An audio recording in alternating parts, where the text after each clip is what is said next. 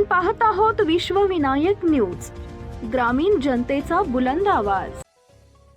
पुणे महानगरपालिका निवडणुकीच्या पार्श्वभूमीवर शहरातील राजकारण दिवसागणिक वेगळं वळण घेत असून राज ठाकरे यांच्या मनसेनं घेतलेली भूमिका ही चर्चेत आहे।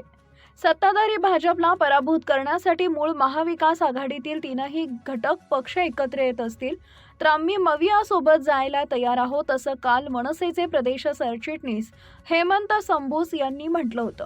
मात्र आता मनसेच्या पुणे शहर अध्यक्षांनी वेगळी भूमिका घेतल्यानं मनसेनं युटर्न घेतल्याची चर्चा रंगू लागली आहे। पुण्यात मनसे काँग्रेस सोबत आघाडी करण्यास इच्छुक नाही। रात्री झालेल्या महाविकास आघाडीच्या बैठकीत मनसे सहभागी झाली नाही, असं मनसेचे सरचिटणीस अजय शिंदे यांनी स्पष्ट केलंय।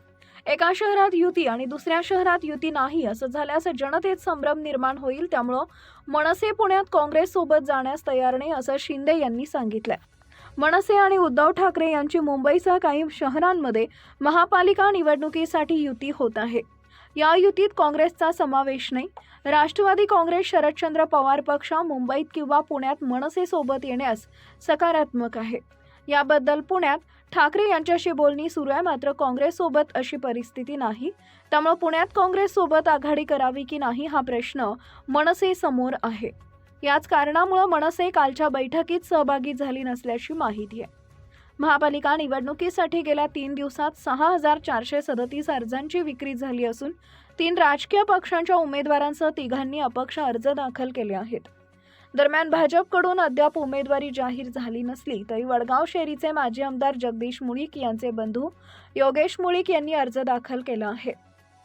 याशिवाय काँग्रेस राष्ट्रवादी काँग्रेसच्या उमेदवारांनीही अर्ज दाखल केलेत। काँग्रेसच्या माजी नगरसेविका चांदबी हाजी नदाफ यांचे चिरंजीव मेहबूब हाजी नदाफ यांनी पुणे स्टेशन जय जवान नगर या प्रभागातून अर्ज दाखल केला आहे।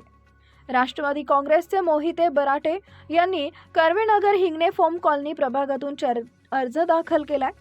महापालिका प्रशासनानं दिलेल्या आकडेवारीनुसार पहिल्याच दिवशी 2886 अर्जांची विक्री झाली होती। दुसऱ्या दिवशी त्यामध्ये वाढ झाली असून आतापर्यंत 3551 अर्ज इच्छुकांनी नेलेत। सार्वजनिक सुट्टी असल्यानं गुरुवारी अर्ज विक्री करण्यात आली नव्हती। प्रशासनाकडून शुक्रवारी अर्ज विक्री करण्यात आली असून गेल्या 3 दिवसात 6437 अर्जांची विक्री झाली आहे। गेल्या निवडणुकीमध्ये 162 जागांसाठी 1841 अर्ज दाखल करण्यात आले होते, तर 1090 उमेदवारांनी प्रत्यक्षात निवडणूक लढवली होती।